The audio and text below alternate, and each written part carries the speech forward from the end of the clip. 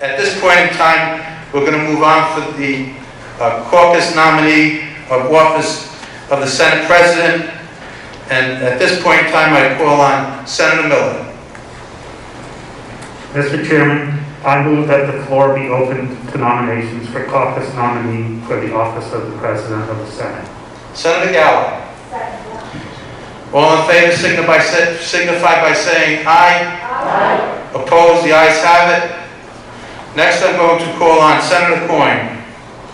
Mr. Chairman, I rise to nominate Senator Coyne, you want to come up to the rostrum? Yeah.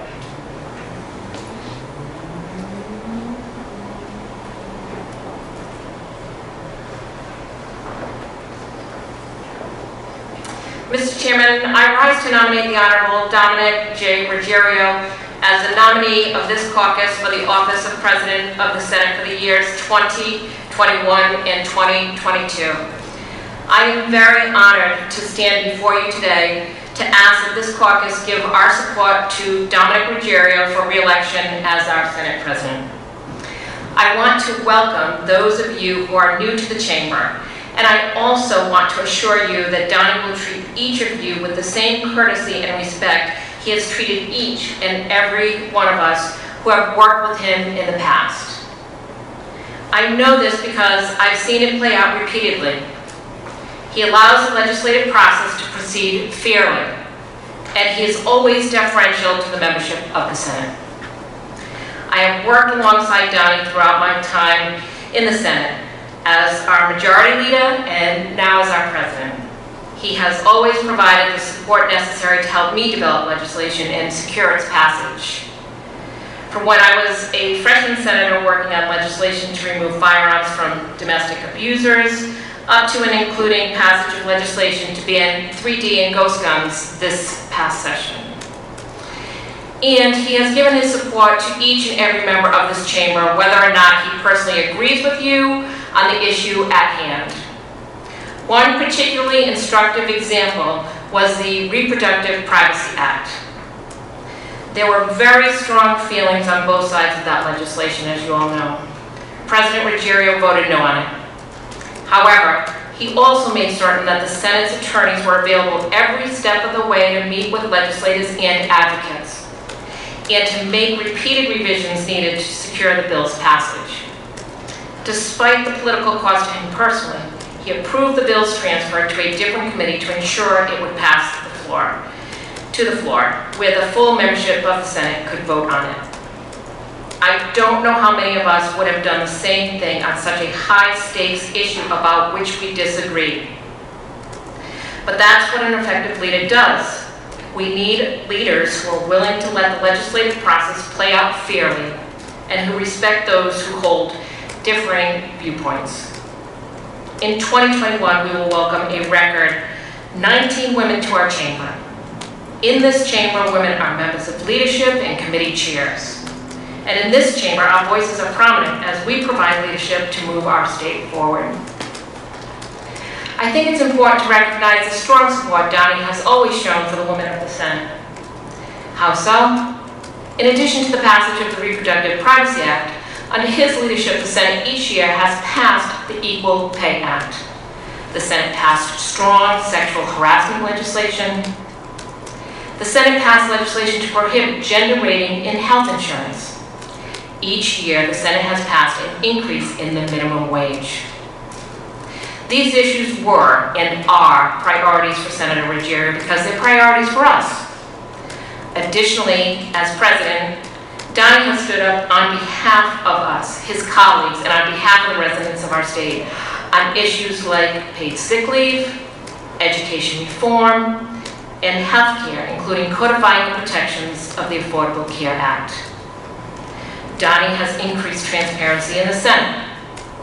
He was part of the team that placed new transparency requirements in the Senate rules, including greater use of television, streaming of committee hearings, online posting of committee votes, and real-time posting of floor votes.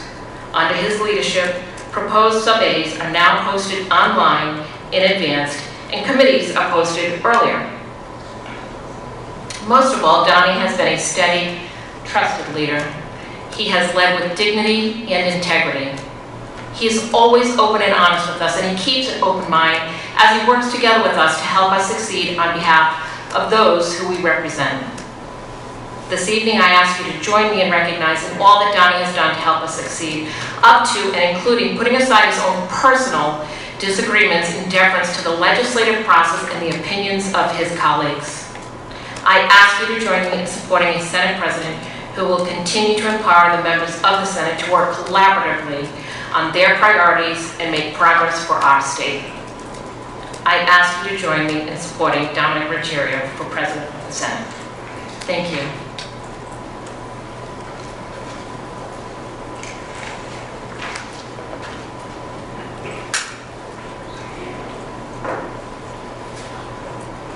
At this point in time, when I gave my speech, I was a little nervous. I want to say thank you to Senator Sandra Cano for giving a good second speech there. Now, at this point in time, I'll call Senator Pearson.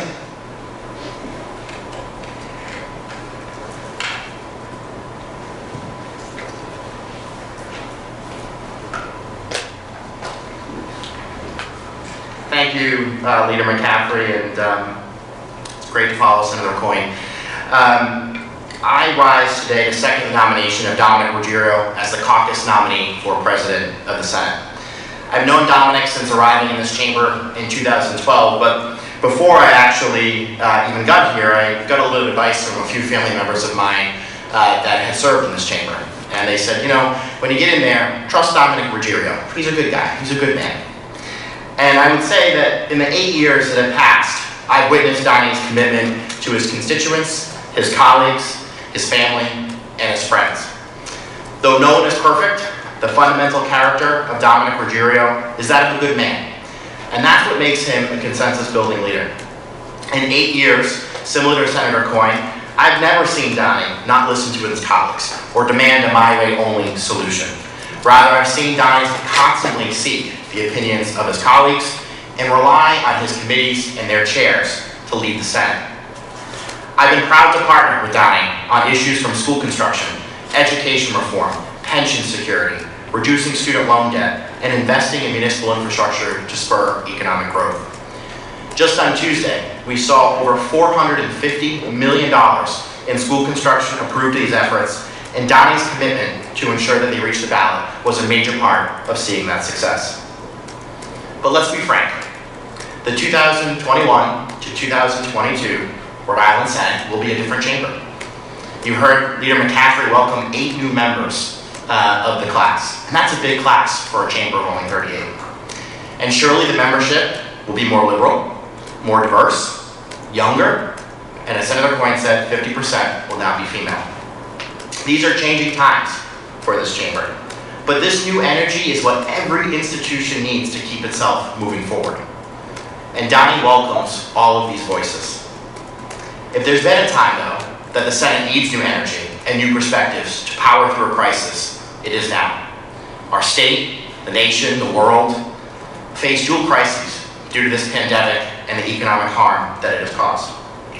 And we must come together and ensure passage of legislation across a range of issues and a budget that cares for Rhode Islanders today while investing in them for tomorrow. Tonight, President Ruggerio and his leadership team are announcing a series of Senate priorities that reflect the new energy in this room, like ensuring healthcare access for all Rhode Islanders, education equity in all communities of our state, tax policies to support working families like the legislation I introduced last session, affordable housing, and strong legislation addressing climate change. He will also announce this evening a diverse leadership team, one that enables us to have our chamber deliver on these priorities. We can act on these issues and more. It is in our hands today. If this caucus, if this chamber can unify, we can deliver on our shared priorities. We can put a budget and legislation on the governor's desk if we work hard and we work together. Dominic Ruggerio has always listened to the membership of this caucus, and he will ensure the priorities of the Senate reflect the desires of our members. So tonight, let's vote for a good man, a leader who can unite our chamber, a president that has put together a leadership team that can deliver on these priorities for our caucus and our state, And so with that, I ask my colleagues to join me this evening in voting for Dominic